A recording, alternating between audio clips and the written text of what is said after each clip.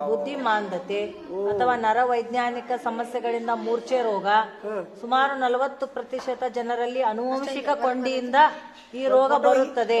Teacher ಸ್ವಲ್ಪ ಕೆಳಗೆ ಜಗ್ರಿ, ಅಲ್ಲೇ ಕೆಳಗೆ ಜಗ್ರಿ, ಒಂದು ಫೋಟೋ ತೆಗಿತೀನಿ ತಡಿ, ಇಲ್ಲಿ ಫೋಟೋ ತೆಗಿ. ಅತಿಯಾದ ಮದ್ಯಪಾನ ಮಾಡುವವರಲ್ಲಿ. ಹೌದಲ್ರಿ?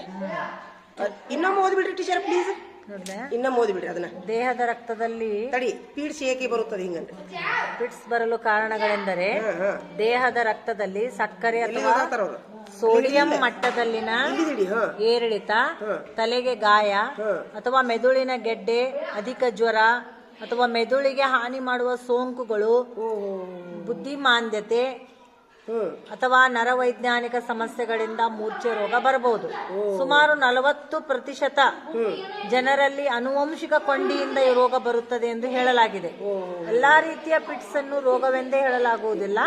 ಅದೇ